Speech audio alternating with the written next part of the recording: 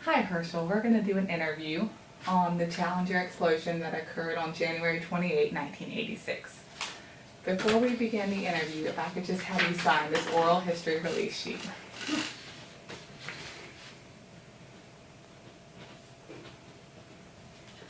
Alright, and if you can, just turn and look at the camera and say hey. Hey everybody. Okay.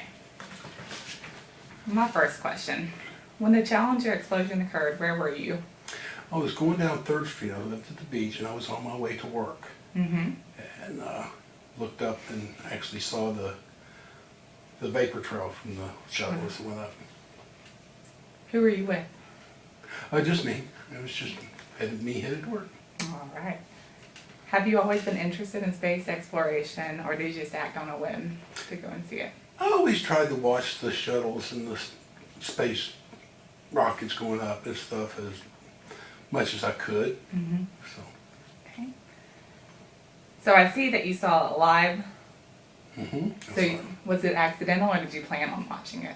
I was actually looking for it because, like I say, we lived at the beach, so it was kind of an everyday occurrence when the shuttle went up or any rocket went up. We were, go out and look for the vapor trail. So. All right. Sometimes when crazy incidents occur, it's hard to believe that something like that actually did happen. Did you believe it, or did it take you a while to really believe what you saw? Or did you think it was supposed to look like that? No, because I'd watched the shuttles before, and their vapor trail would seem different this time. And I thought it was real unusual because of the way the vapor trail went up. It was a lot wider, and then it split and went in different directions. So I really didn't know what happened until I actually got home to watch the news. And I saw it on the news, and it was kind of surreal to see that, that it happened that way. Yeah. How did it make you feel? Well, I felt bad for the loss of life that we had incurred. And not only that, like I say, I kind of watched kind of above the space ships and whatnot. And since I'm a big sci-fi fan, and I was afraid that it might deter for future space shots and things like that. Did you know that the Challenger had flown 9 successful times prior to the explosion in 1986? I didn't know exactly how many. I knew it had been a few because, like I say, I always tried to watch for them and listen out to see when the next shuttle was going up. This was actually the first of the new program called TISP. This stands for Teacher in Space Program. Some say that if it isn't your area of expertise, don't be involved. How do you feel about a teacher going up into space? I thought it was a great idea. I was watching it thinking, well, this would inspire the younger generation to actually strive to become scientists or astronauts and be involved in the space race.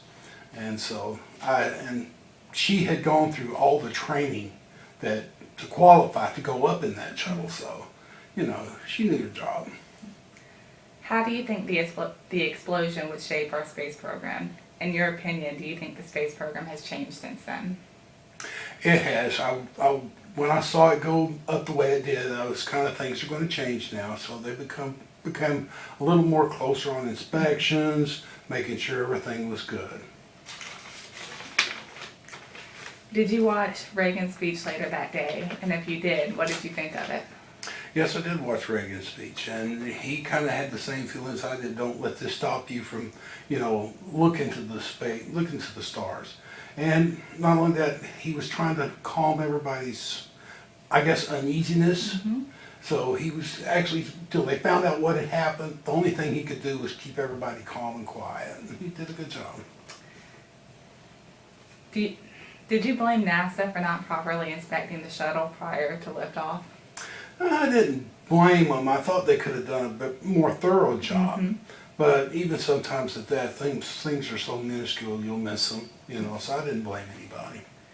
Did you ever believe or hear about the Soviet conspiracy which put the blame on them for destroying the shuttle? Yeah, I heard the rumors, the Soviets was involved in it, but I never could believe into that because of the fact that if they would have gone to, they would have done it before the Challenger was going up. All right, so here is my last question.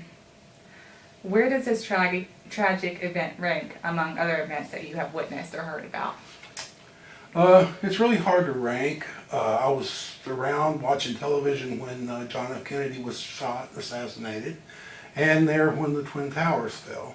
And it's just the massive loss of life, and it would be hard to rank them Right. because of the loss of life involved. Well, Herschel, I appreciate your time. Thank you for doing this interview with me. And thank you for inviting me.